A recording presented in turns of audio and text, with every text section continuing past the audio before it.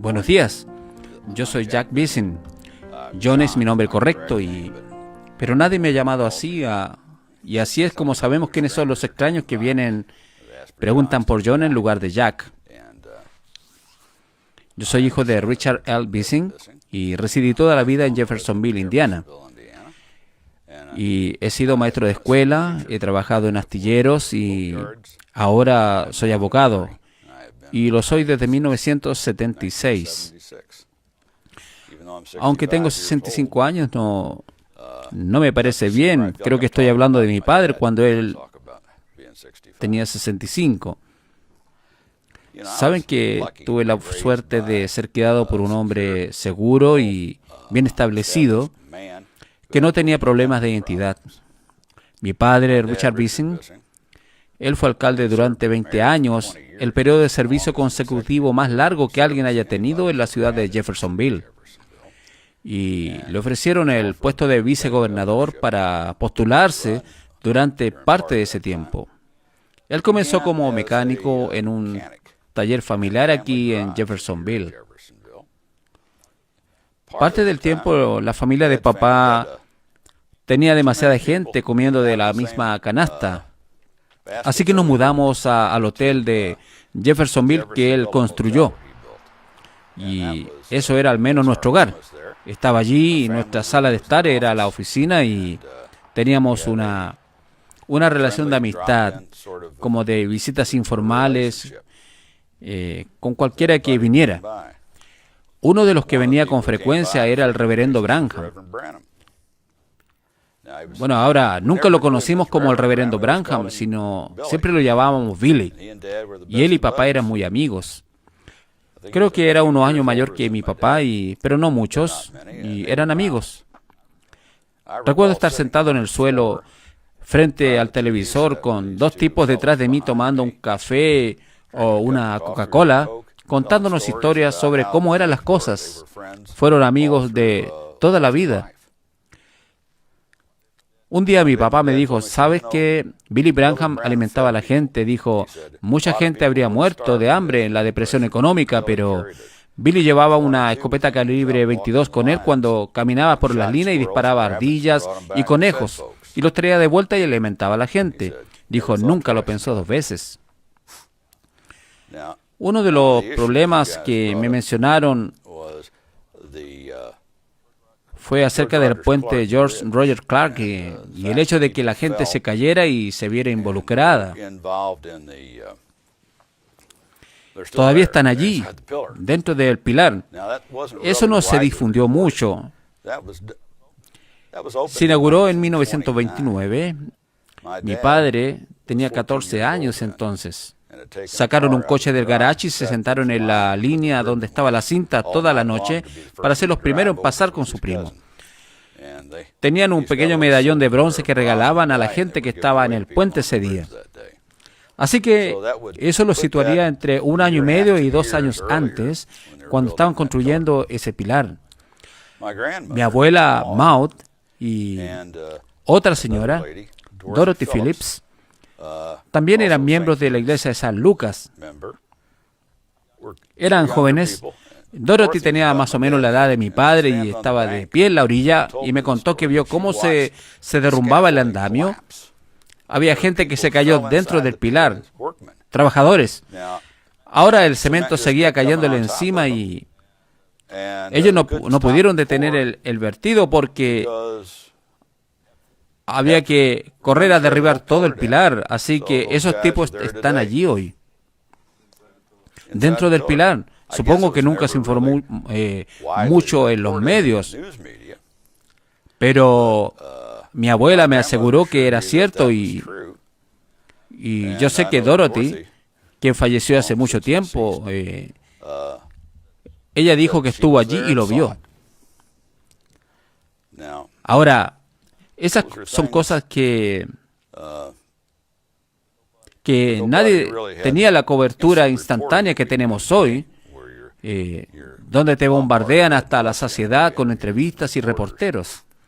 Pero creo que no tengo ninguna duda de que eso sí ocurrió.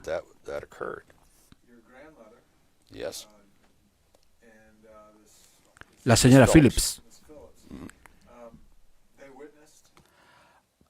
Yo sé que la señora Phillips lo presenció porque me explicó extensamente cómo había visto el andamio y a esa gente allí arriba y que había una especie de estructura donde estaban vertiendo mucho cemento dentro de ese pilar, y dijo que de repente el andamio se desmoronó y la gente cayó allí al vertido y seguían vertiendo. No, ella no recordaba contarlo, pero eran varios hombres. No sé si habría forma de recordar cuántos entraron allá adentro, pero fueron más de uno, dos o tres. Usted sabe, ella era una niña en ese entonces, presa del pánico, observando aquello desde la orilla del río. Así que, bueno, podrían haber sido una docena o más, pero era un número significativo de personas que de repente perdieron el equilibrio, el andamio se derrumbó y el hormigón siguió cayendo. Oh, sí, en ese momento. Nadie quería detener el puente. El puente necesitaba terminarse y yo supongo que la gente, bueno, miró alrededor y dijo, bueno, ya saben, realmente tuvimos que derribar ese pilar y empezar de cero. ¿Qué clase de retraso hubiese sido? Y esto es simplemente un riesgo que asumieron al aceptar ese tipo de trabajo.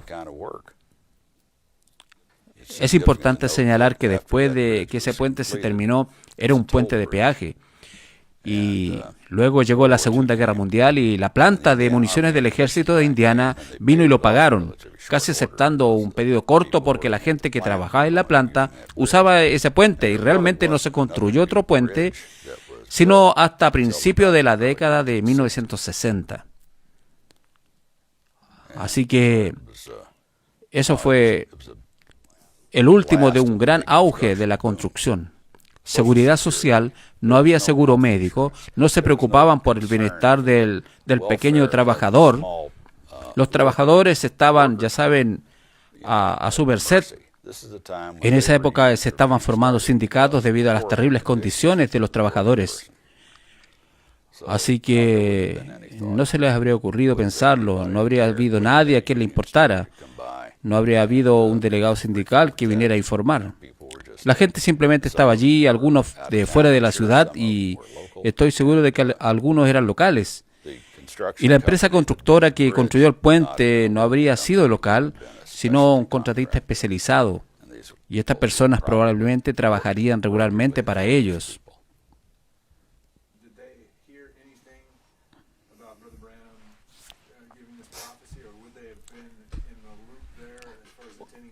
Bueno, ellos nunca asistieron a ninguna de las iglesias de Billy. Siempre estaban en la iglesia de San Lucas, por aquí. Así que nunca hemos sido parte de la congregación allí con el hermano Branham. Aunque en ocasiones especiales hemos asistido a sus servicios, pero no recuerdo que ninguno de ellos me lo haya dicho directamente. Ahora, sé que mi papá dijo eso, que el hermano Billy tenía un don para ver visiones y un don para, usted sabe, era un vidente en muchas cosas. Y sé que en el hotel, yo recuerdo que era los años 50 cuando vivíamos allí, muchos de donde el hermano Branham, amigos o gente que acudía a él en busca de sanidad, se alojaban con nosotros y alquilaban una habitación. Recuerdo que un domingo en la tarde mi papá me tomó aparte y me dijo, ¿ves ese tipo ahí? Dijo, sí. Dijo, entró aquí con muletas o en silla de ruedas y hoy se va caminando. Dijo, el hermano Branham lo sanó. Ahí en el hotel de Jeffersonville. Papá lo fue construyendo poco a poco y empezó con 12 unidades pequeñas. Luego construyó otra sección donde se encontraba nuestra casa. Así que, de hecho, vivíamos allí. La oficina del hotel era en realidad nuestra sala de estar. Así que cuando la gente entraba a registrarse, pasaban por delante del televisor. Teníamos un mostrador allí atrás para ellos y la cocina de la casa estaba al lado. Así que mi madre solía servir café y comida a la gente allí. Era difícil distinguir entre trabajo y vida social. El hermano Billy estaba allí con frecuencia y usted sabe, tomaba una taza de café con papá y a veces era en la mesa, a veces era a través de la puerta o en la sala familiar, en la oficina. Era visita frecuente. Su gente siempre estaba contenta de estar allí, siempre era amable, ya sabes, teníamos una buena relación con él. Hay buenas historias. Un día entró con un